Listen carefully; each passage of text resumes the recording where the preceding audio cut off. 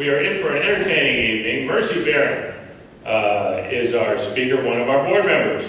Mercy started out as a musician, playing drums and percussion and singing. She played with a number of bands and also did quite a bit of studio work. She got a degree in anthropology, went to work as an archaeologist, focusing on sites associated with ancient indigenous peoples in the Southern California area. And she specialized in IDing artifacts made from Pacific Coast seashells. Isn't that cool? I think that's pretty cool. She also ran a lab of a local environmental company. She didn't bring my glasses, folks. I'm trying to read my own writing. Okay. Nowadays, Mercy blogs about food and on social media and consults local restaurants. She is a professional barbecue critic and judge who has judged at the World Food Championships and at many festivals like the Obi Chili Cook-Off, among other things. So Mercy will entertain us this evening with stories that she contributed to the San Diego Reader. So let's welcome Mercy Barron. Come on, Mercy.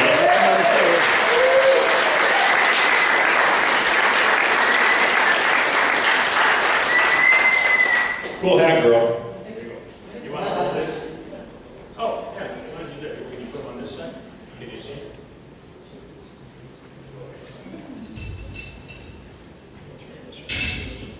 have to hold this together. Hi everybody, how you doing? All right. All right. Well, thanks for the introduction, Eric. I've been living here about 17, 18 years now, but I grew up and spent 52 years of my life in Los Angeles. And, I had worked as an archaeologist there for quite many years. And when I came here, it wasn't that easy to find that kind of a job. You'd think it might be, but it wasn't. And then I ran a lab here at an environmental company, and running a lab is actually one of the most fun things you can do because all the artifacts come through your hands. You don't have to dig anymore, which is great. I always say that's for the young people, and I wasn't a young person anymore.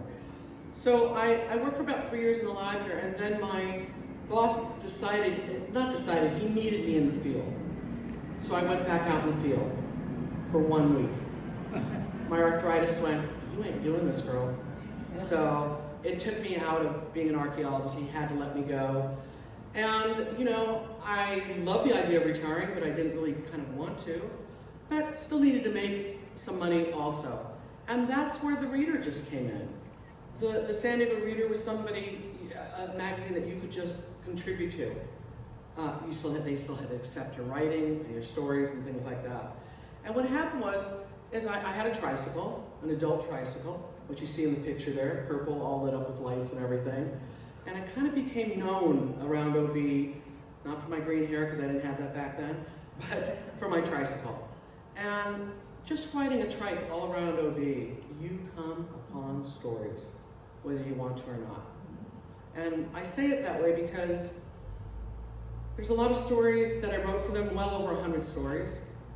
And some of them are really too sad to even talk about. I came upon some things that were pretty tragic, and just came upon them. So I did not choose those stories to talk about tonight. But what that did is it kind of made me familiar with the cops, all the police here, firefighters, and they got to know me.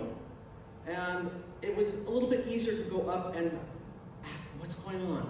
And after a while they knew I was from the Reader, and they would talk to me about the stories, and that way I could get information maybe some other people couldn't get, So I wrote my first story probably back in 2013. Yeah, 2013. I wrote for them for about 4 years. And even though I'm not considered a staff, I was considered what they call a stringer. And a stringer means that you're not on staff, but what's so funny is you go online right now and you put my name into a search, it says that I'm staff. So, okay, there's that. But I wanted to let you guys know a little about what the Reader is going on with them right now. As you may know, you don't really see it anywhere anymore, do you? I don't know. It's kind of fun seeing all that stuff. So I'm going to tell you a little bit about where they're at right now. Got to get my my peepers on.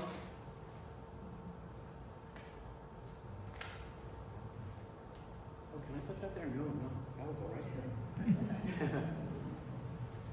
So, San Diego Reader ended its print edition after 52 years, just last year. They had over 2,600 issues, and those issues are sort of a living record, says longtime writer and editor-turned-owner Matthew Licona. A lot of identity is memory, he says. Memory is what makes anybody into a somebody. And this here is a memory of San Diego that was available to the whole city, that asked and answered every week the question, what's it like in San Diego? There was 2,600 editions put out over all those years. And it was considered one of the largest or longest running alternative papers in the country, and especially in California. So for decades, San Diegans could count on grabbing a print copy of the Reader at cafes, liquor stores, street corners. Each issue contained what staffers call long-form literary journalism, alongside concert listings, columns, theater, film, music, and restaurant reviews, and dispensaries. There was a lot of that in there, but it kept them going. Jim Holman is the one who started the Reader in 1972. He modeled it after the Chicago Reader. He said the value of an alternative weekly is in its independence. The Reader was started as what they call an alternative paper, and it was independent in the sense that we didn't owe anybody anything. We didn't have any super large advertisers, so that gave us freedom. Freedom of speech, complete freedom of expression. At the peak, in its free public classified areas, the Reader issues sometimes topped 200 pages. Unfortunately, in its final years, the issues were slim, about roughly 40 pages. Licona, who worked there for so many years, bought the Reader from Holman in December of 2024 for $1. A part of the editorial staff and writing staff for 30 years, Licona said he originally thought he could find a way for the paper to double down on print and make it more successful. He quickly realized that the company really only had one runway to cover, and that was the cost of closing down print production. And as for the archives, Licona is in talks with several institutions to find them a home, including the San Diego History Center and local university libraries. While nothing is certain yet, he hopes the Reader's physical history can find a way to stay local. So that's why we don't see the Reader anymore. It's a shame, I know. Some of those stories were kind of wild and crazy, especially the cover stories, which there's a reason why I'm wearing what I'm wearing. So you'll find that out when I talk about the cover story that I wrote for them. So let's go to the first slide. All right. So it's called Holding Company at the Holding Company. Probably wondering what that is all about. Well, as some of you may know, we do have a restaurant on Newport Avenue, and it's also a great concert venue called the Holding Company, or THC. And, didn't mean to do that. There we go. And what it was is Steve Yang, the Yang family who owns Bar 1502, OB Noodle House, THC, OB Donuts. Steve Yang especially wanted to start a concert venue with some 60s style bands, and he really did think of Janis Joplin and the Holding Company. That was really one of her most popular bands, her records and everything. I'm sure most of you remember Janis. Well, looking up here, you're going to see Darby Gould. She's in the middle there, the lady. She is amazing. There are two original members there, and you can maybe tell they're a little bit of the older guys. The guy in the white suit, bass player, and the red t-shirt is the drummer. The rest have been playing with them for quite a few years, and Darby's been singing with them. She originally sang with Jefferson Starship back in 1991, which was, Jefferson Airplane turned into Jefferson Starship. So she started singing with the Holding Company, and Steve Yang said that it was a purposeful thing. He loved the idea of the whole thing, of the Holding Company playing at the Holding Company. So that's how that came about. And Steve Young also does so much for our community. It's amazing. And what he did was he had them come in. They raised $10,000 for the OB food and toy drive. And that was an annual event that kicks off every year. And he would donate it to that or to the OB Elementary.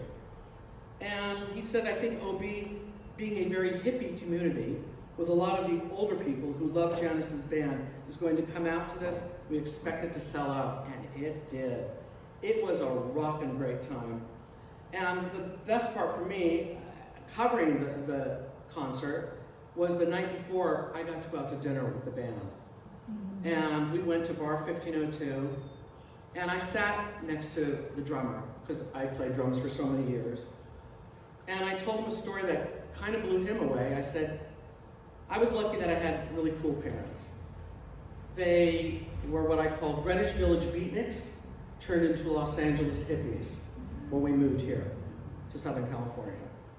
And at 13 years old, I went with them to the Monterey Pop Festival, and I got to see Janis Joplin, and I got to see him play, and all the other amazing artists that were there. And he said, 13 years old, you're how old now? Of course, that was back in 2016, so he was a little bit younger then. But that was an amazing night, and hanging with them and talking with them. Darby, she had great stories to tell, and it was a really fun evening, and it was an amazing show. So much fun. Mercy? Yeah, go ahead.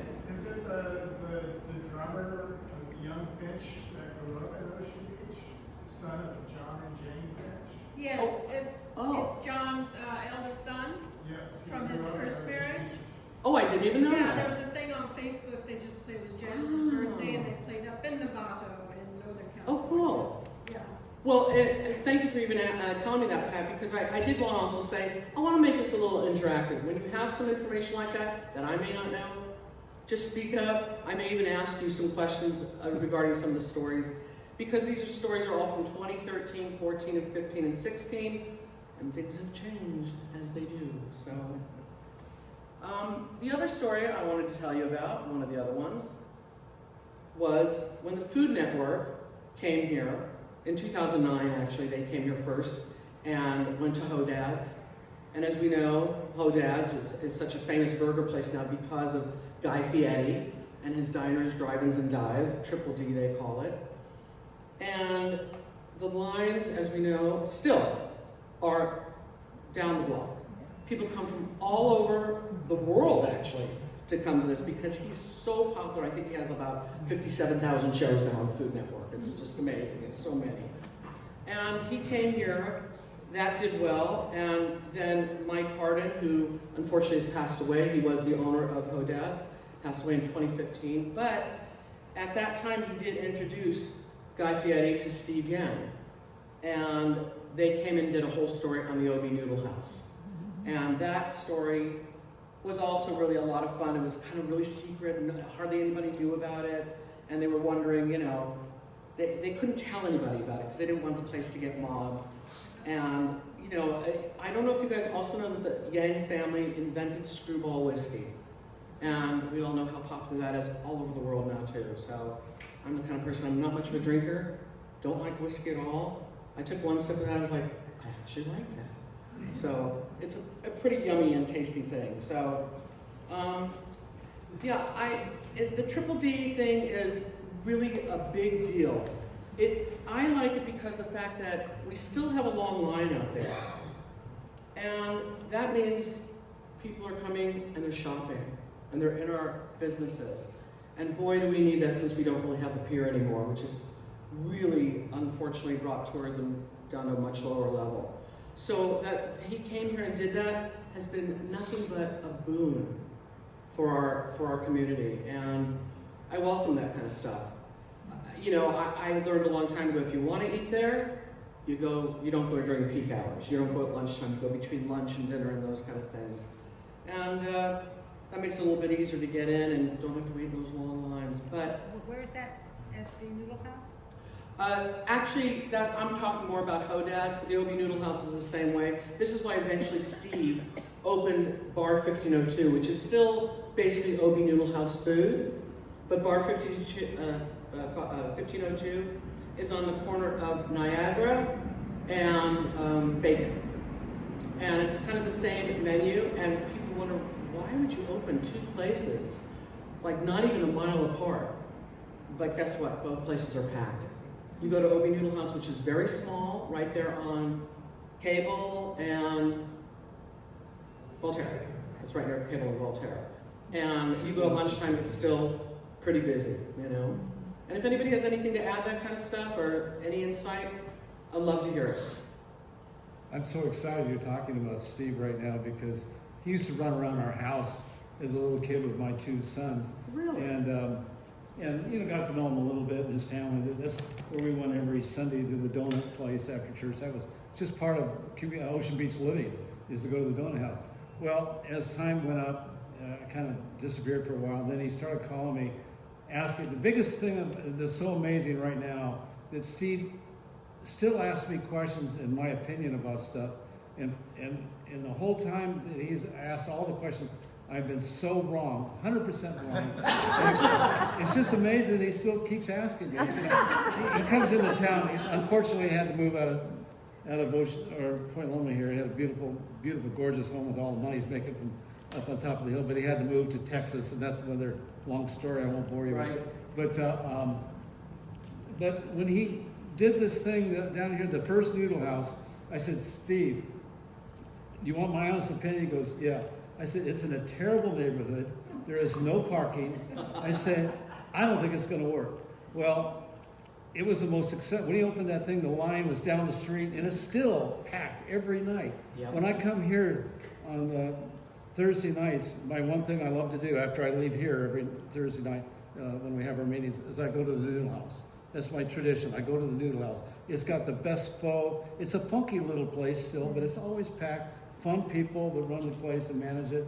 And Steve's been a wonderful guy and he's been very successful, very amazing how successful he's been. I mean, he kept asking me about he didn't ask me about 1502, he asked me about the holding company. I go, well, gee, it's got a whole line of bars there and restaurants, and half of them are failing. Most of them were, you know, not doing very well, but he went in there and he made it work. He's an amazing, amazing person. And I love that you're talking and giving some insight. But, you know, did he tell you a story about the peanut butter? You know all about that. I do. You know, the very first time that I went into Obie Noodle House before there was THC and all of those places, I sat down in there with a friend, and this guy, Steve, which I didn't know him then, came over and said, I want you to taste this thing, this peanut butter whiskey I put together. And this is way before Screwball was even out there. Right. And he said, and I'm going to put a little bit of jelly in it. I know, it was literally a peanut butter and jelly shot. I'm like, oh, I'm not into that kind of stuff. And he said, just go ahead and try it. And I did, and I loved it. Well, when his family came from Cambodia, they discovered peanut butter for the first time. Oh. They couldn't believe how fantastic it was. They couldn't eat enough peanut butter. And all their life was nothing but, after that was peanut butter. And that was when he was a very young kid. And then his wife, who's gorgeous, and a chemist and all that stuff, is the one that actually put the chemicals together to make. That's right. Well, it wasn't Screwball. It was at the time it was just called peanut butter whiskey or something like that. And that original peanut butter whiskey is being sold right down the street here at Obie Noodle House and also up at 1502. Yep. You can't get it anywhere. You can't go buy it. If you go to a liquor store, you see the Screwball sitting there. It's probably one of the most expensive things to buy right now. It's hugely expensive, but the one they have, the Screwball they have down, the peanut butter whiskey that they have down here, is only sold there, and it's the original recipe, and people love it. It looks like a little thing of milk or something like that, but you taste it, it's amazing. I'm not a drinker of hard liquor either. I like my beer, but this thing is. But the Screwball went on to be the #1 alcohol in the United States, according to people that are involved with the sales. It was the #1 in the whole United States. And then Steve sold it for a fortune, but he's still involved with it, and he still travels all around the world trying to sell it because he can get a piece of the action. He's an amazing guy. A little guy used to run around my house. He had polio, and people used to pick on him, and my two sons would always go with him and protect him at school from people picking on him. And he grew up to be an amazing person. I love that you told all that because I could literally do a whole presentation on Steve, Yeah. as you can tell. Because I became friends with him too. He was also the same way with me. He'd call me and ask me questions about even legal things. I'm like, you've got lawyers. I can't give you advice on that. But he's such a giving, open person.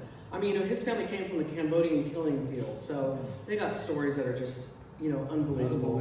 But yeah, and it's sad that I don't really get to see him anymore. He does come back occasionally, but his brother is still running the restaurants as the whole family is. So thank you for that. That was awesome because he is. Thank you for being here because Yeah. you're telling me stuff I didn't know. Yeah, well, there you go. So that's why I want people to be interactive and tell me things that I didn't even know. So thank you for that. Appreciate it. Let's see. Our next story is the Ocean Beach Women's Club. Can I get a hand for the Ocean Beach Women's Club? I got a lot of my girls here tonight. Thank you so much for showing up. I really appreciate it.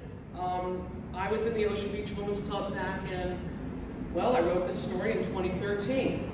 I wasn't in the Women's Club, but I kind of got suckered into it.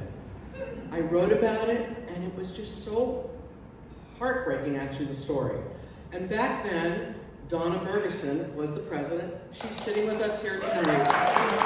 Love you, Donna. We had our rough moments back then, but we have become good friends since then. They were about to fold. Donna, was there maybe 5, 10 members? I think 4. 4 members, okay. Really, it was about to fold. They were in their 89th year, and somebody encouraged me to do a story about them. Or actually, I just heard the story and I'm kind of like, that's a story, I gotta do that. And I wasn't vested in any way, shape, or form, but I thought, I gotta find out about it. And the Ocean Beach Women's Club, I don't even know if everybody knows this, they started in 1924. So I believe they're now, 102 years old. So obviously the story has a happy ending. And it's not an ending, but it goes on. But the Women's Club, they served the community since 24. They helped to get our streets paved, sewers and street lights installed, year-round lifeguards, can you believe we didn't have that before? Obtaining OB's library, and most recently, getting the OB skate park put in. And those are things that, of course, I didn't know about that before I, talked to people there. And what they've been through is just incredible. I talked to what they go through with the taxes, insurance, utilities. This is back then, they ate up about $800 a month. Well, now that's kind of ballooned to over $13,000 a month. So they make their money by renting out the club for parties, receptions. I don't even know if there's been weddings there, but there's been, receptions from the other case. Paul is also one of our Women's Club members. She said, yes, there's that there too. And parking's not easy around there, but people do it. I guess they park over in Robb Field and they walk over. But back then, I had met with Donna and the vice president back then too, and you had said Donna believes membership is down because modern women don't have as much time for civic clubs. And I think she's right, but something has changed in the last 10, 12, 13 years. As you can see, a lot of the Women's Club members are here tonight. That group now has, I believe, about 124 members from almost folding just 13 years ago. They offer so many things, and it's funny, when I was in it, after I wrote the story and I decided to join, and I became the historian. I wonder how that happened. But I became the historian and was on the board. And some things went down, and I was only in it for a couple of years, and then I was gone for many years. I only came back, I think about November, December of 2024. And I've been in it the whole last year. And I came back because I wanted to make some new female friends, and I have. Quite a few of them are sitting in this audience tonight. And thank you. And I get a little choked up because I have made some amazing friends there. And they offer so many more things now. It's just incredible. They have pickleball. They go out on big walks together. They have book club nights. They have puzzle nights. They have a night out on the town where we meet at a restaurant and have a great time. I mean, there's something for everybody. And you will see people in their 20s up to old people like me. So, a lot of people have that in their heads that it's only for old people. No. It's just amazing. And because we have that kind of a mixture of women, it makes it so much more fun. And then they do amazing things like raise money all year long because we pick out 4 nonprofits that we want to give our fundraising money to. And we just had our award ceremony 2 nights ago. And we gave 4 different nonprofits $2,000 each. And that feels great to help out organizations who really need that. And I ended up joining that committee that helps raise that. It's called the Philanthropy and Social Justice Committee. They have about 10 or 11 committees, I think, for everything. But that committee is just something I love doing. I love helping out the community that I've been coming to for so long. It's just that I've been here for such a long time. I love the Women's Club. And for any of you who are just thinking about it, come to a meeting. You know, go online. It's the second Tuesday of every month, and we'd love to see you there because, like I said, there's something for everybody. Yep. Back then, I was going to also tell you, it was $25 a year to join. All right, it's gone up a little bit. Now it's $75 a year, but well worth it. Well worth it, for sure.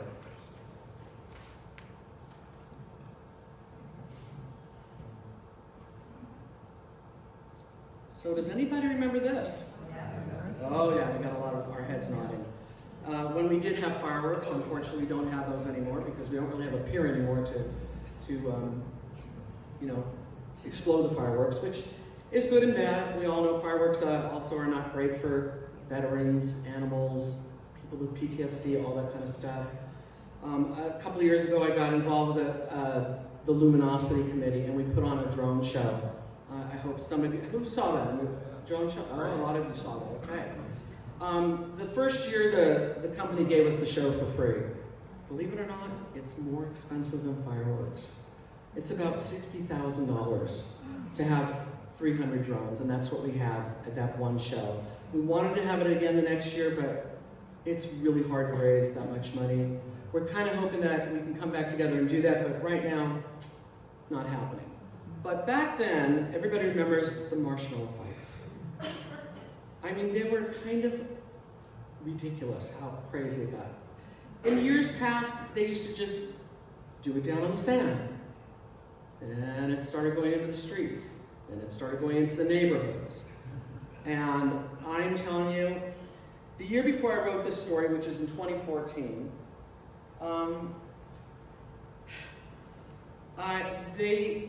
there was such an incredible marshmallow war after the fire. Because what happens, the fireworks would stop and the marshmallow wars would start.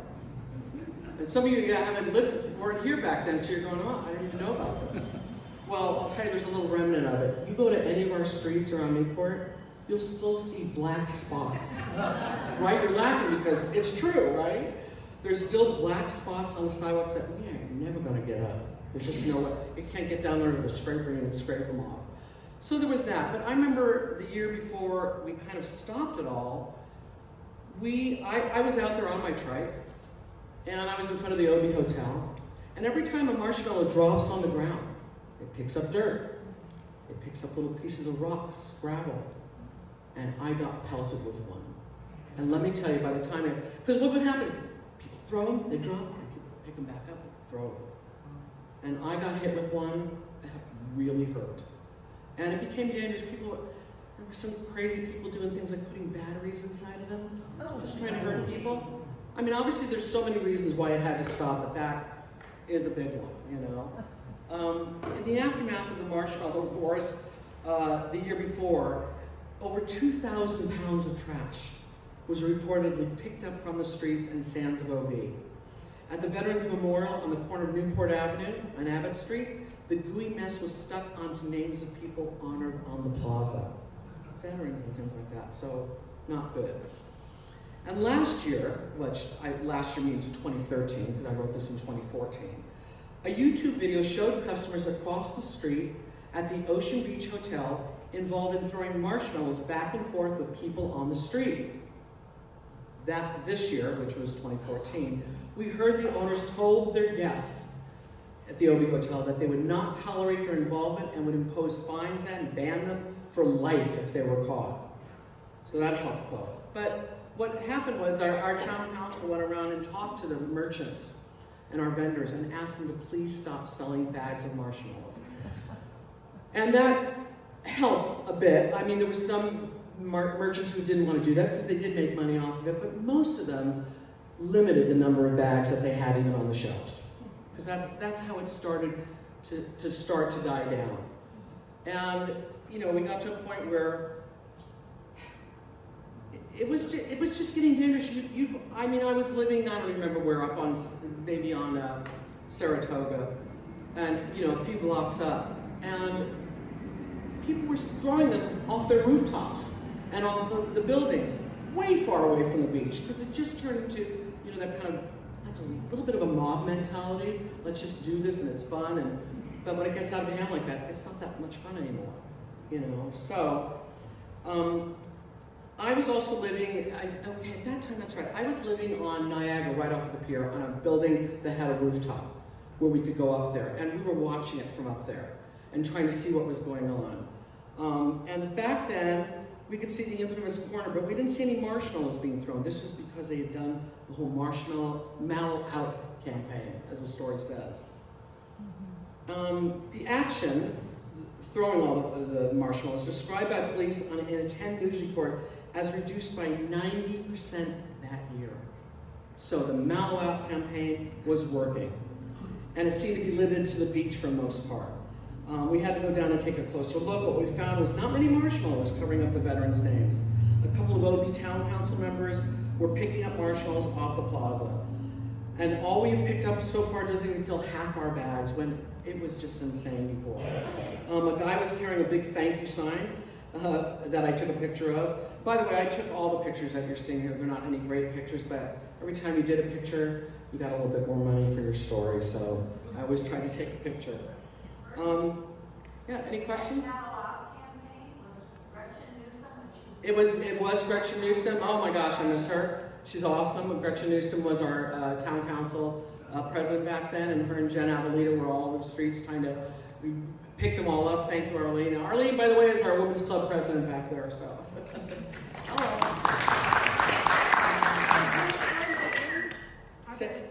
Did the marshmallow wars finally end? Are there still marshmallow fights? Well, no, because there's no fireworks. They were really related to the fireworks. It was like just a traditional thing. Fireworks stopped, marshmallow wars started. And there hasn't been, I wrote on here because I did some research on it, there hasn't really been a marshmallow war since before 2020. And really, it's just not happening anymore because there's no reason for it. Yes, Mom? And it used to only be a tell or two, and then it spread and spread Oh, and spread. okay, see, I might not even know that. Yeah, Tower When did the 2. fireworks end?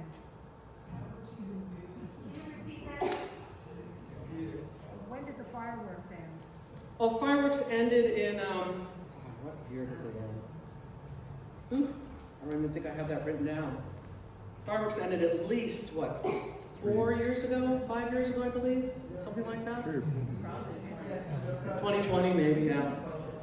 I said, yeah, that's true. Well, last time was before 2020, so. Yeah, but again, you know, the streets are just so permanently damaged from it. It's kind of ridiculous that a fun thing like that got out of hand, you know? But that is what happened.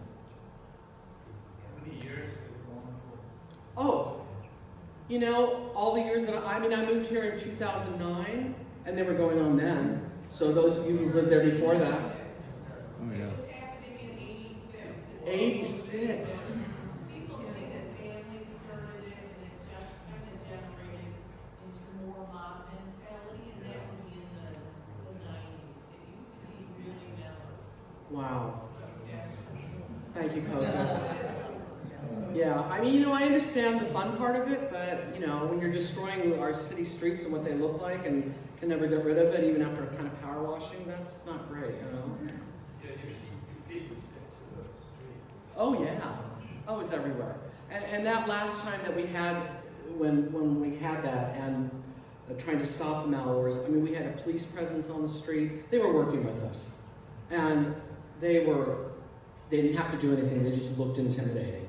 And people just stopped doing it. So, you know, and that did not happen after our drone show. There was no marshmallow wars. I think it's just kind of a thing of the past, but it was a significant part, obviously, of OB for a very long time, you know. Anybody else have any stories about the Marshmallow Wars? Anybody? That campaign, that Mellow campaign also included that year OETC members on the beach, wearing Mellow t-shirts and trading t-shirts to people for their marshmallows. Oh.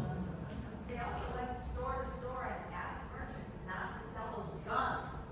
Oh, the marshmallow guns, that's right. Those probably hurt too, especially if they were picked up afterwards and thrown. So when a fun thing turns to something like that, it's like, oh, it takes a few bad eggs to spoil a good time, you know? So there was that, right?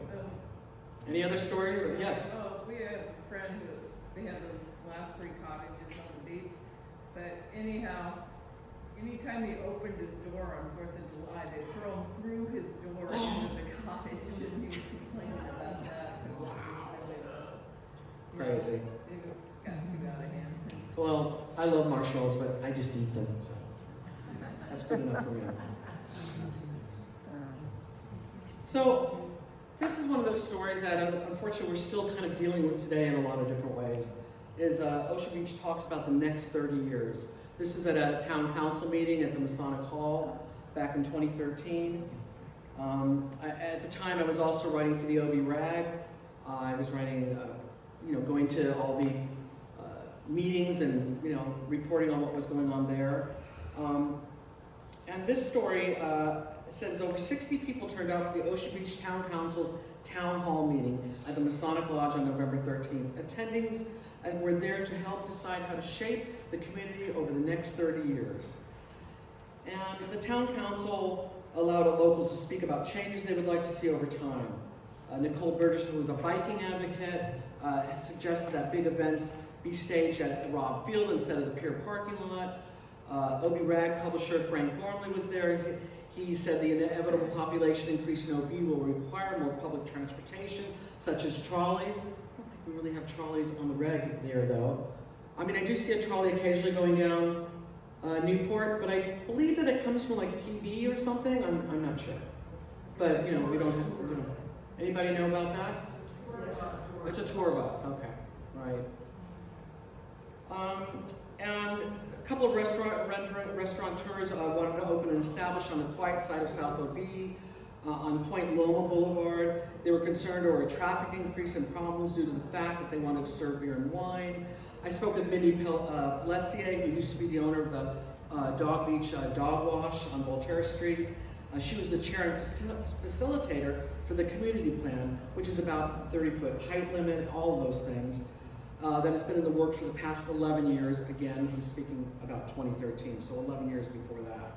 She stated that the plan was in development for so long that it couldn't prevent the McMansions from being built on West Point Loma Boulevard, which caused an uproar in the community. She is anxious to see it finalized, and we all remember who were here at that time, all those McMansions, that's what we call them. They're still there. They were constantly asking for all kinds of variances and things like that, so that was a tough thing also. Let's see. She stated that OB is a fully urbanized community built out. According to her, there are only 7 vacant lots left in OB. Anybody know if that's true now? Well, what do you mean? I don't know. I'm only going by what she told me back then. This is Craig Klein, by the way. Well, there's less because the lot on Bacon and I believe Muir, that was one of those key properties. It's now like 3 condos on it. And of course, now that complete communities have come to OB, there will be 4-story, 8 to 10 unit, no parking apartment blocks appearing everywhere quite soon. Yeah. Because the city, okay, 2 minutes of negativity because I'm just pissed off. No, because the city has declared war against OB. The slide that Eric put up there isn't true. It's true. They're going to change the municipal code to basically make the Ocean Beach emerging historical cottage district meaningless because you could have a cottage, but the 2 lots next to it on either side, which aren't contributing resources, developers will be descending upon Ocean Beach like a horde of vultures. End of statement, sorry. No, I'm glad that you told us that. Craig and I, we spoke up at the meeting that happened yesterday at the City Hall. Kathy also, who's here, spoke up. We talked about how we don't want them to touch our historic cottage emerging district for developers, and unfortunately, we lost. They took a vote, I think, at the end of the meeting or even after we left, and they're not going to protect it. It's going to go to council. It's going to go to council, right? And we need everyone here to go. We really It's do. the only way we're going to stop It was because, and I'm going to show the next slide now because this is sort of, related to that. This was when, as you can see, many of us are wearing blue T-shirts that say "Keep the Obesian Attitude," and we're constantly fighting for that 30-foot height limit for our community plans to keep our historic areas historic. I mean, we've been here since 1898 or something like that. So a very long time, and we're seeing it change constantly. Yes, Nicole. It's no consolation to you, but they're doing it to PB. I think they're doing it everywhere, that any of the older communities, except La Jolla. Except La Jolla. Well, yeah, La Jolla's got the power, the money. Yeah. Well, money talks and we know what walks, so, that's sad. And when I spoke up yesterday, I did talk about, that they decided to disregard professional archaeologists' opinions. And I spoke as an archaeologist saying I'm completely insulted that you would just ignore professionals' opinions on the way things should go. And I made a point of saying, I'm not against progress, it's inevitable, but there's no reason why we can't have both. I mean, that takes a lot of finagling, I guess, but we should be able to have that. At least you don't have the pencil tower, 23 stories. Oh, where's that? That's Turquoise Street for PB. Man. Because they were also supposed to have, all of San Diego, supposed to have a 30-foot height limit, but that doesn't exist. Well, certainly not in downtown and stuff. But about 100 of us, we boarded a bus that day, and we went down there, and I was involved in that and wrote the story about it. But who was there that day? A show of hands. All right. Well, a few of us. Talking about the one in Chula Vista, the adopted plan. We're talking about the appeal last August when we stopped the project and put it down. It was We got the plan approved. That was in Chula Vista, and we all went down there for the coastal commission meeting with the OD precise plan, the community plan was finalized in 2016. And it's very upsetting that we work so hard, we get a plan, the city adopts it, the council voted for it unanimously, and here we are,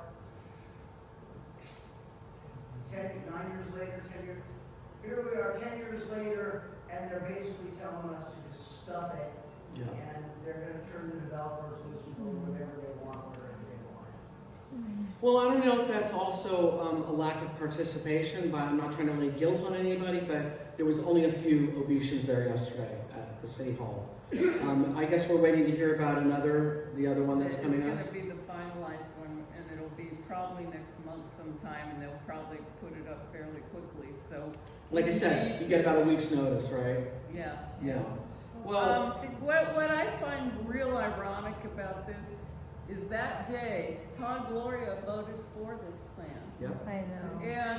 And Atkins, who has pushed this through the state, because that's how they get around our 30-foot height limit now, is they have this complete communities throughout the state.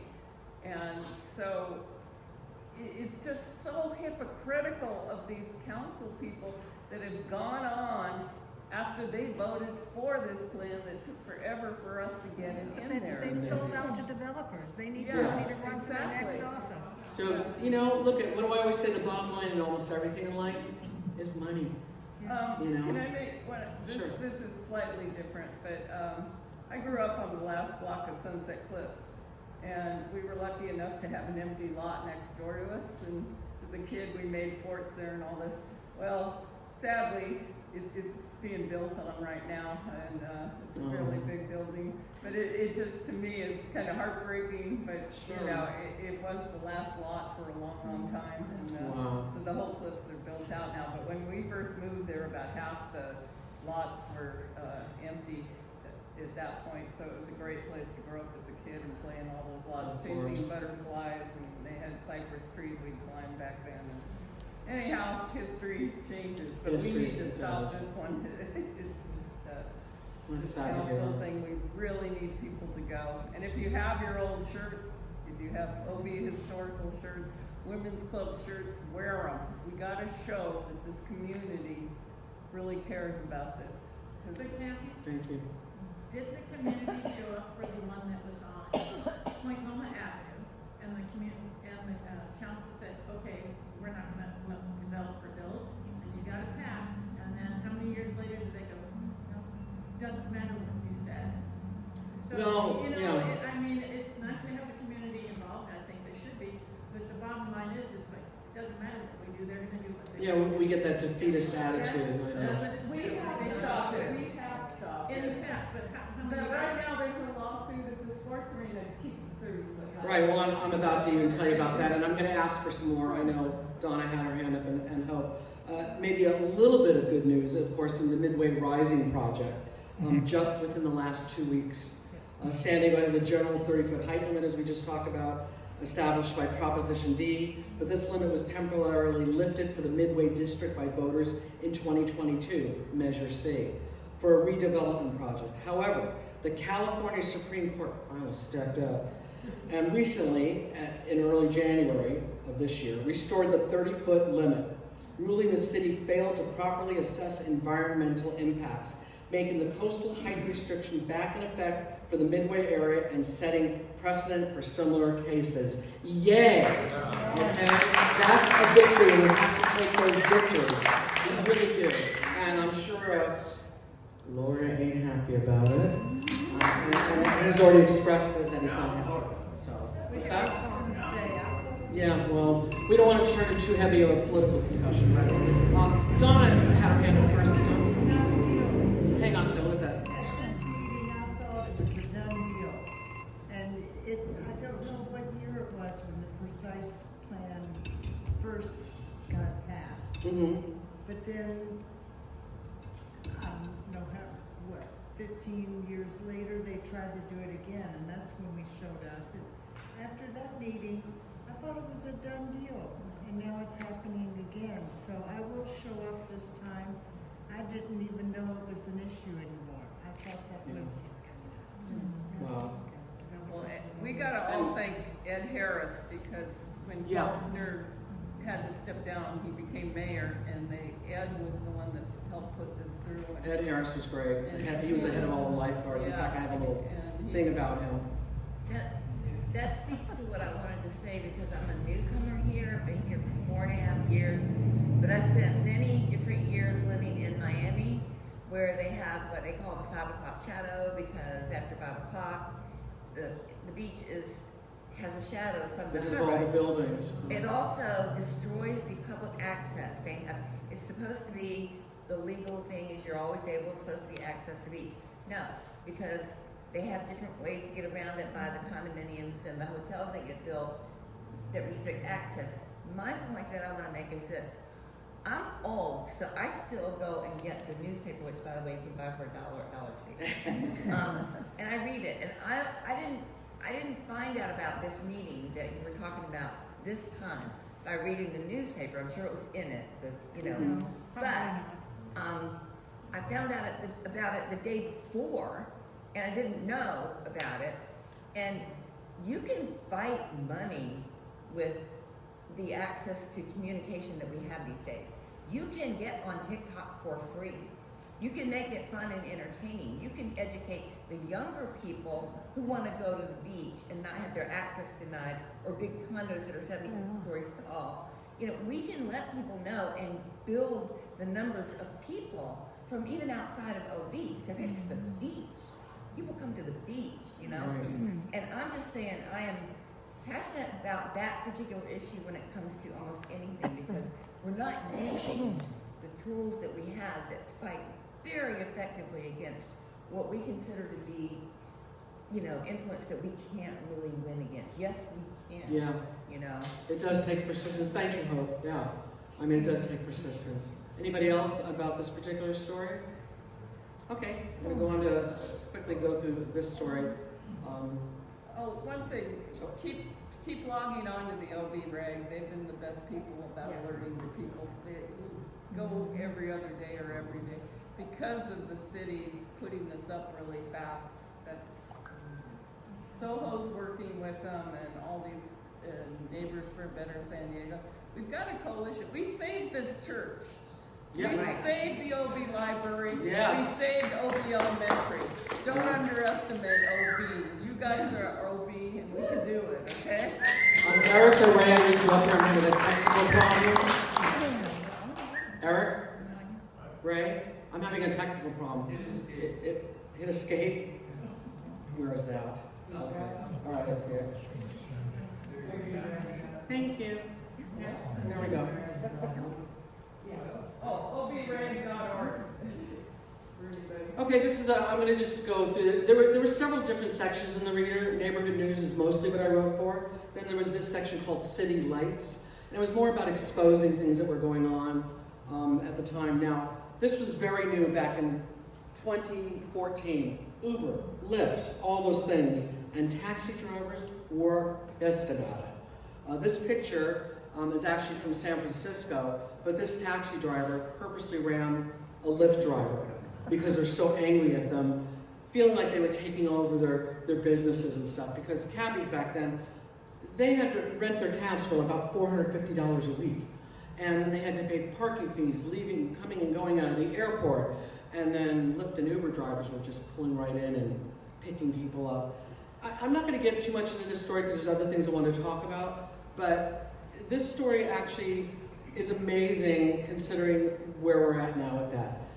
As we all know, maybe most of us, I'll even let see a show of hands, how many people have used Uber or Lyft? Well, that's, you know, more than half the audience and stuff. And, you know, obviously they're here to stay. You know, people talk about how rude cab drivers were back then, and you had to have cash, you know, to pay for things and for tip. And, you know, with the app that you just download, you know, you have your credit card information on there. You don't have to have no cash changes hands or anything like that. But, you know, back then it was kind of a big deal because it was only about 3 years that even the ride shares were out there and stuff. So, one thing I do like reading about is that at least 200, I don't know how they get these figures, but 200 to 600 lives are saved per year because people are taking those after they're drinking a lot and they're not driving, thank goodness. So, and now the Ubers and the Lyfts also have to pay fees going in and out of the airport. As we know, there's a whole lane for them now because they don't want them with the taxi drivers. A lot of taxi drivers did switch over to Lyft and Uber if they could afford to buy a car, because you do have to have your own car for doing that. But there were guys like this, who had, his name was Ralph, and he was Ralph Wilkowski, and he was a really funny dude. He felt that his car did draw a lot of attention, which of course it did. And back then, Lyft used to have these big pink furry mustaches on the cars, if some of you remember those. They were kind of funny. You don't see them anymore because now they have what they call glow stashes.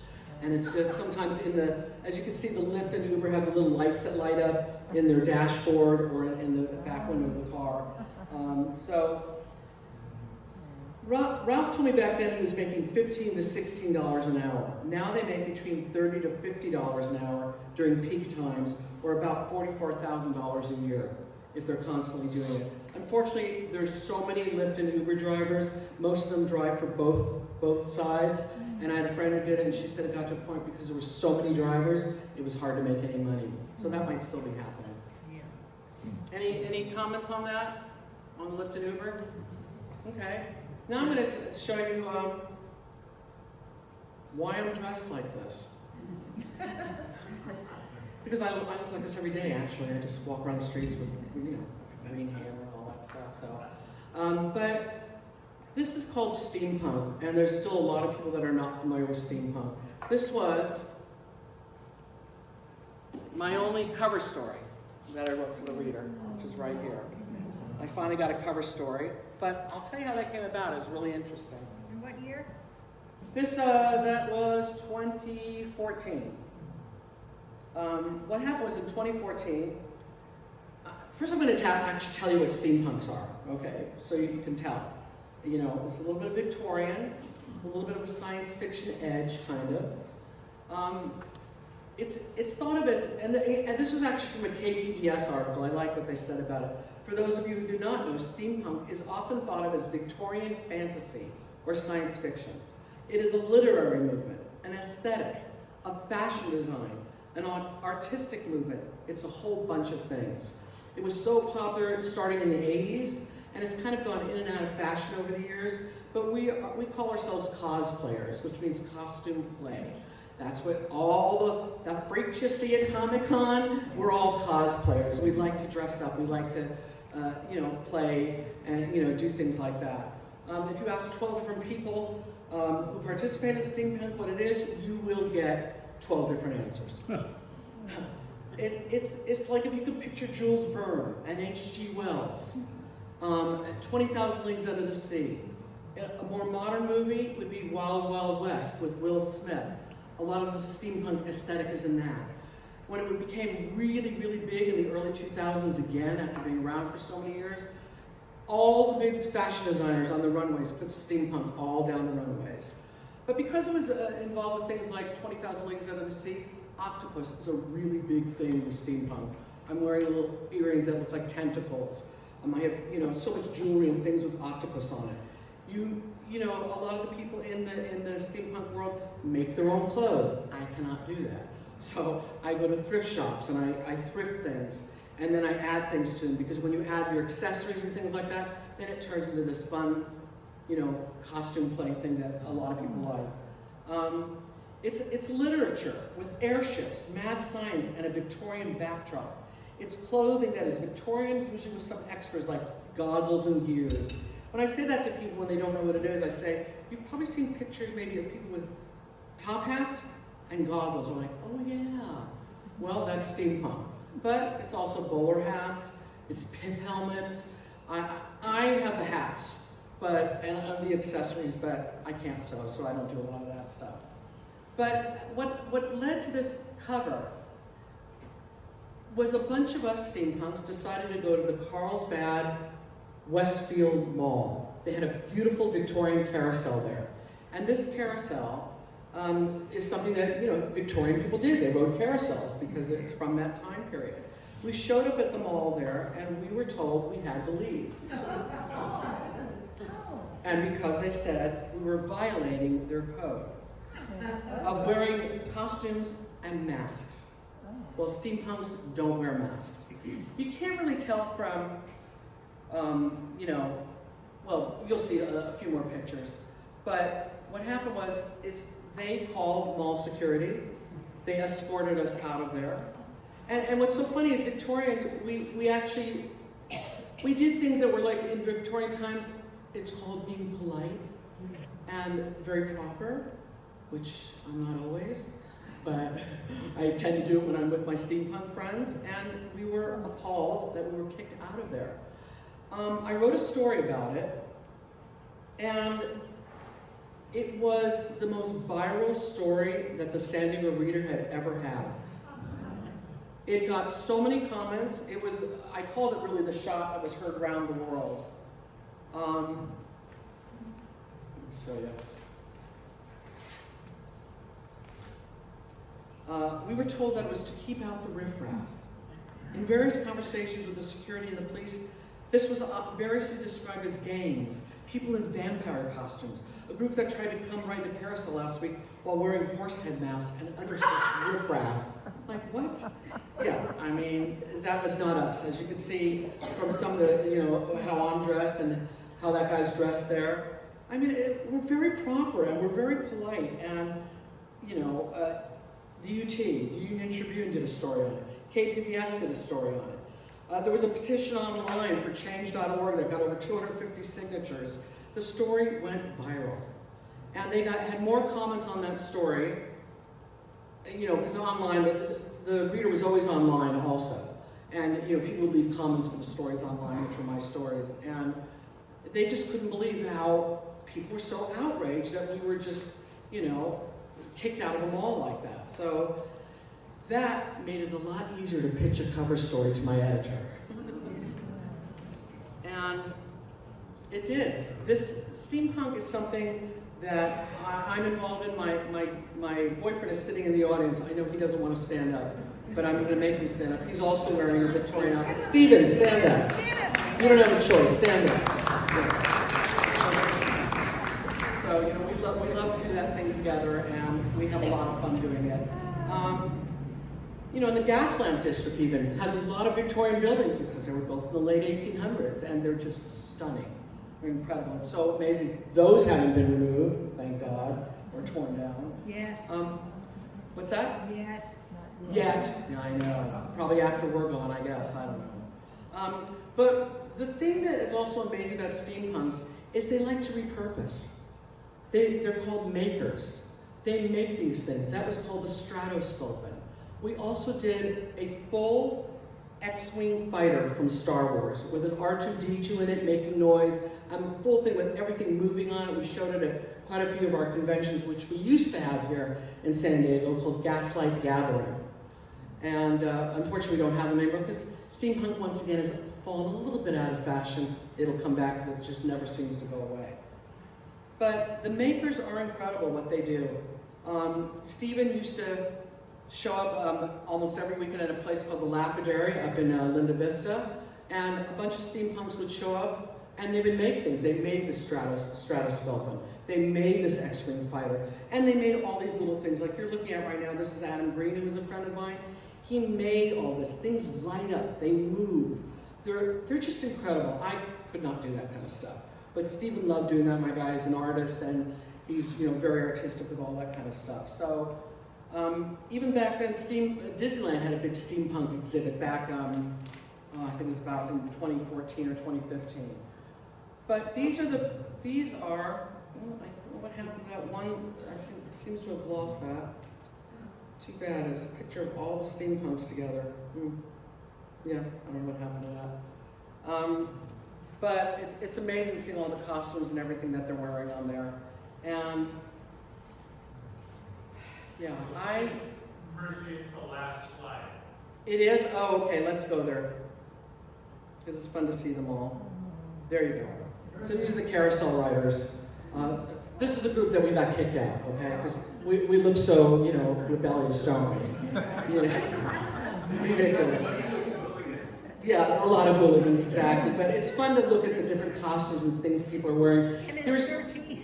What's that? MS-13. MS-13. What's MS-13? Oh, it's a vicious violent gang. The Salvadoran. Oh, okay, I know what you're talking about. Yeah. And was exported back to El Salvador. Probably not associated with them, but there was no right or wrong. You can't tell somebody, oh, that's not steampunk, what are you wearing? Everybody had their own aesthetic with it, but there was a general aesthetic of that. We had the Victorian thing and the scientific and the science edge, which made it so much more fun to do. And yeah, these guys, let's go back a second here. Bob Mogg is a friend, and this is not even the most amazing thing he built, but yeah, I know. It's fun to look at. It's fun to see. If there's ever a steampunk convention around here again, just go. Just to people watch. It's just so much fun to see all of those things. And let's see. Do you still have your trike? I do not have the trike anymore. It's funny, I do get asked that a lot. I had 2 different trikes. One of them rusted like crazy, and then I got another one. We moved to Vegas for a couple of years, and I sold it when I was there. Now, we don't live down in the bowels of what I call the bowels of OB. We live up near the top of Voltaire, and I'm just not going to do that trike thing up and down that hill. There's not enough room, really, for a regular single bike to go there, and I'm afraid I'll either get hit by cars or electric bikes. So I don't have a trike right now. I've thought about getting an electric one, but they're really expensive too. So, but for a while there, for many years, that was my mode of transportation, at least within OB. But those things also weigh about 76 pounds. So when you're going, you know how OB, the streets go, they elevate a little bit and then they go down the next street. Well, going up them was not easy. So, yeah, that's actually pretty much my whole presentation there. I hope you guys enjoyed it.